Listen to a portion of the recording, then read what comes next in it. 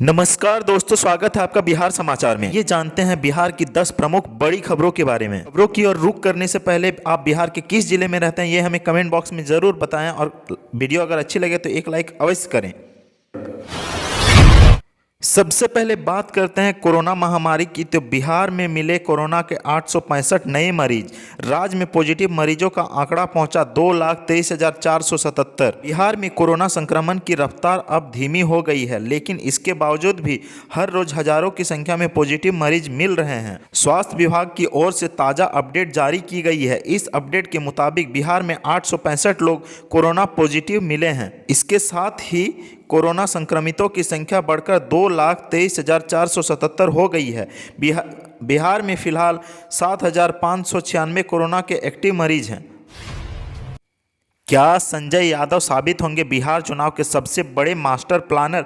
पर्दे के पीछे रहकर बदल दी आरजेडी की तस्वीर। बिहार चुनाव में इस दफे तेजस्वी यादव की सरकार बनने के आसार जताए जा रहे हैं। आज नतीजा आने वाला है, लेकिन तमाम एग्जिट पोल ने तेजस्वी का मुख्यमंत्री बनना तय बता दिया है। ऐसे में सियासी गलियार में सबसे ज़्यादा चर्चा संजय यादव की हो रही है। कुछ साल पहले तक मल्टीनेशनल कंपनी में काम करने वाले कंप्यूटर इंजीनियर संजय यादव ने तेजस्वी यादव से लेकर आरजेडी की पूरी तस्वीर ही बदल दी। क्या संजय यादव की रणनीति ने बीजेपी और जेडीयू के भारी भरकम मैनेजमेंट को फेल कर दिया है? बिहार चुनाव शुरू होने से कुछ महीने पहले दिल्ली से लेकर देश के दूसरे राज्यों में बीजेपी के मैनेजरों का भारी भरकम टीम पटना में कैंप कर चुकी थी। 300 से ज़्यादा राजनीतिकार पटना में जमे थे। हर मुद्दे की पड़ताल हो रही थी, हर सीट की छानबीन हो रही थी। उधर पहली दफे जेडीयू ने चुनाव प्रबंधन के लिए बड़ी थैली खोली थी। दिल्ली से चुनावी राजनीतिकारों की टीम बुलाकर बैठाई गई थी। पटना के 2 होटलों से लेकर कई सरकारी बंगलों में जेडीयू की लंबी चौड़ी टीम 24 घंटे काम करने का दावा कर रही थी। चलिए जानते हैं कौन है संजय यादव। बिहार में अगर तेजस्वी यादव की सरकार बनती है तो इसका बड़ा श्रेय संजय यादव को ही जाएगा। लेकिन सवाल ये उठता है कि संजय यादव हैं कौन? संजय यादव तेजस्वी यादव के राजनीतिक सलाहकार हैं। 37 साल के संजय यादव मूल रूप से हरियाणा के महेंद्रगढ़ जिले के नांगल सिरोही गांव के रहने वाले हैं और पिछले 1 दशक से तेजस्वी यादव से जुड़े हुए हैं। दोनों की मुलाकात दिल्ली में 2010 में तब हुई थी जब तेजस्वी यादव आईपीएल में अपना करियर तलाश रहे थे। सीएम चाहे जो बने, जरूरी यह है कि लॉ एंड ऑर्डर सही हो। अनुभवी सीएम हो तो ज़्यादा सही। बिहार की जनता ने अपना जनादेश दे दिया है और 10 नवंबर को ये जनादेश दुनिया के सामने होगा। लेकिन इस बीच एग्जिट पोल ने सरगर्मियां एक बार फिर बढ़ा दी हैं। ज़्यादातर एग्जिट पोल ने महागठबंधन को आगे दिखाया है। दैनिक भास्कर ने एनडीए को आगे दिखाया है। अपनी इस रिपोर्ट में कोई आकलन नहीं है, बस कुछ विशिष्ट लोगों की राय हम आपके सामने रख रहे हैं, वो उन्हीं के शब्दों में है। बिहार में सीएम का सही चेहरा कौन है, इस सवाल पर उद्योगपति सत्यजीत सिंह कहते हैं, सीएम चाहे जो बने, जरूरी ये है कि लॉ एंड ऑर्डर सही हो, पब्लिक और प्राइवेट सेक्टर में निवेश हो, जिससे इन दोनों ही सेक्टर में जॉब हो। आधारभूत संरचना से जुड़े जितने भी क्षेत्र हैं, चाहे वो शिक्षा हो, स्वास्थ्य या परिवहन हो, हर क्षेत्र में ज़्यादा से ज़्यादा विकास किया जाए। सीएम तो जनता तय करेगी, लेकिन कोई भी सरकार आए उसकी ये प्राथमिकताएं तय होनी चाहिए, जिससे विकास को लेकर विजन साफ हो। एग्जिट पोल पर सत्यजीत सिंह कहते हैं कि यह कन्फ्यूजिंग है, कोई कांटे की टक्कर बता रहा है, कोई महागठबंधन की सरकार बना रहा है तो कोई एनडीए को जीत दिला रहा है। मेरा पुराना अनुभव कहता है कि एग्जिट पोल पक्के नहीं कहे जा सकते, इसीलिए इस पर कुछ भी कहना सही नहीं है। सीएम के रूप में नया चेहरा चाहते हैं या अनुभवी? सत्यजीत जवाब देते हैं, विश्व स्तर पर आर्थिक विकास का जो इतिहास है उसे ये साफ है कि किसी भी अर्थव्यवस्था को आगे ले जाने के लिए अनुभव होना जरूरी है। बिहार में 7 करोड़ वोटरों के साथ 9 करोड़ मोबाइल यूजर का डेटा हैक। चुनाव के दौरान 70,000 में बिका। बिहार विधानसभा चुनाव के दौरान आपके मोबाइल पर उस क्षेत्र के उम्मीदवार का कॉल या मैसेज आया। क्यों? इसीलिए नहीं कि आपका मोबाइल नंबर उसने अपने स्तर पर हासिल किया, बल्कि इसे उस उम्मीदवार के लिए काम करने वाली एजेंसी ने खरीदा था। बिहार के 7 करोड़ वोटर्स का डेटा बेचे जाने के कारण यह संभव हो रहा था। डेटा बेचने वाली इन एजेंसियों ने वोटर कार्ड नंबर के साथ मोबाइल नंबर का हैक कर निकाला और बेचा। इन एजेंसियों को ट्रेस किया गया और सैंपल डेटा भी हासिल किया गया।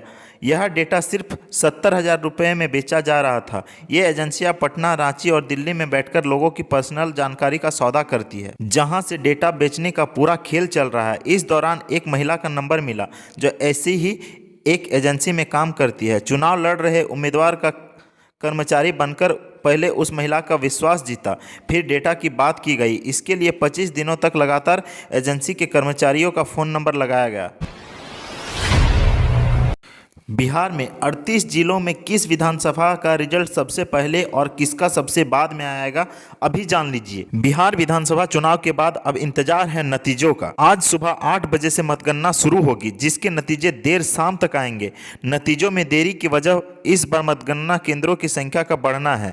इस बार बिहार में भर में कुल 55 मतगणना केंद्र बनाए गए हैं। पूर्वी चंपारण, गया और बेगूसराय में 3-3 मतगणना केंद्र बने हैं, जबकि मधुबनी, पूर्णिया, सहरसा, दरभंगा, गोपालगंज, भागलपुर, नालंदा, नवादा और बांका में 2-2 केंद्र बनाए गए हैं। सबसे पहले फतुहा का रिजल्ट शाम 5 बजे के बाद आएगा। पालीगंज, मोकामा, बाढ़ का रिजल्ट शाम 6 बजे के बाद। दानापुर, पटना साहिब का रिजल्ट रात 9 बजे के बाद। बांकीपुर का रात 10 बजे, कुम्हारर का रात 12 बजे के बाद। सबसे अंत में दीघा का रिजल्ट रात के 1 बजे के बाद आएगा। मोकामा और बाढ़ की ईवीएम पर निगरानी रख रही सीसीटीवी घंटे तक बंद रही। पटना के एएन कॉलेज में रखी है मशीनें। बंद हुई तीसरी आंख। इलेक्ट्रॉनिक वोटिंग मशीन की सुरक्षा पर सवाल। जहां फेल हुआ कैमरा, वहीं रखी गई है बाढ़ और मोकामा की ईवीएम मशीनें। एएन कॉलेज को अवैध किला बनाने का दावा को लेकर कनेक्शन सोमवार को कट गया। स्ट्रांग रूम में जहां बाढ़ और मोकामा की ईवीएम रखी गई है, वहां सीसीटीवी कैमरा ही बंद था। आरोप है कि 1 घंटा से कैमरा बंद था और इस पर किसी का ध्यान नहीं था। अब सवाल उन दावों को लेकर है जिसमें कहा गया है कि परिंदा भी पर नहीं मार सकता। प्रत्याशियों के बाद इस पर आरोप के बाद कैमरा ठीक कराया गया है, लेकिन सवाल यह है कि इसकी मॉनिटरिंग कौन कर रहा था, क्योंकि दावे के अनुसार 24 घंटे बिना अवरोध के सीसी कैमरा चलाया जाना था और इसकी निगरानी भी की जानी थी। मतगणना को लेकर पार्टी कार्यालयों में बढ़ी चहल पहल, हरकत में आए नेता और कार्यकर्ता। बिहार विधानसभा चुनाव का परिणाम आज आने वाला है। इसको लेकर हर स्तर पर सरगर्मी बढ़ गई है। गया में भी कुछ ऐसा ही नज़ारा पार्टी कार्यालय को बाहर देखने को मिल रहा है। नेता कार्यकर्ताओं की चहल पहल बढ़ गई है। पहले चरण के मतदान के बाद गया के 10 विधानसभा क्षेत्रों में सन्नाटा पसर गया था, लेकिन अब कार्यालय गुलजार होते दिख रहे हैं। नेताओं के साथ कार्यकर्ता भी हरकत में आ गए हैं और मतगणना को लेकर तैयारी में जुट गए हैं। नगर विधानसभा क्षेत्र में भाजपा प्रत्याशी डॉक्टर प्रेम कुमार के कार्यालय में सोमवार की सुबह से ही चहल पहल है। विभिन्न इलाकों में आए कार्यकर्ता मतगणना की तैयारियों में जुट गए हैं। प्रेम कुमार खुद कार्यालयों में बातचीत कर रहे हैं और उनकी जिम्मेदारी समझा रहे हैं। तेज प्रताप यादव ने कहा, हमने तेजस्वी को दिया बहुत बड़ा गिफ्ट, मुख्यमंत्री पद की कुर्सी। महागठबंधन से सीएम उम्मीदवार और राजद नेता तेजस्वी यादव का सोमवार को जन्मदिन था। अपने छोटे भाई को शुभकामनाएं देने के बाद तेज प्रताप यादव ने कहा, इस साल तेजस्वी यादव को बहुत बड़ा गिफ्ट दिया है। वह गिफ्ट है मुख्यमंत्री पद की कुर्सी। उन्होंने कहा कि जनसैलाब उमड़ा हुआ है और नीतीश कुमार को जनता ने नकार दिया है। हम किसी एग्जिट पोल को नहीं मान रहे हैं, हम तो जनता को देख रहे हैं। बेरोजगारी के सवाल पर लोगों में गुस्सा है। तेज प्रताप ने कहा, नीतीश कुमार ने कई घोटाले किए हैं और किसानों को भी ठगा है। तेजस्वी 10 लाख युवाओं को नौकरी देंगे। तेजस्वी यादव को राहुल गांधी, यूपी के पूर्व मुख्यमंत्री अखिलेश यादव, बिहार के पूर्व मुख्यमंत्री जीतन राम मांझी और चिराग पासवान समेत कई नेताओं ने जन्मदिन की बधाई दी। आरा में कोर्ट से घर जा रहे अधिवक्ता को बीच रास्ते में रोककर मारी गोली, हुई मौत। बिहार विधानसभा चुनाव में मतगणना से एक दिन पहले आरा में बेखौफ अपराधियों ने एक अधिवक्ता को गोली मार दी है। हालत गंभीर होने के कारण उन्हें पटना रेफर कर दिया गया, जहां इलाज के दौरान उनकी मौत हो गई। घटना नगर थाना क्षेत्र सुंदरनगर की है। सोमवार की सुबह बाइक सवार अपराधियों ने अधिवक्ता को रोककर उन पर ताबड़तोड़ फायरिंग शुरू कर दी। गोली उनके सिर में लगी। अधिवक्ता की पहचान शहर के न्याय नगर निवास प्रीतम नारायण सिंह उर्फ साहेब सिंह, जिनकी उम्र 50 है, के रूप में हुई थी।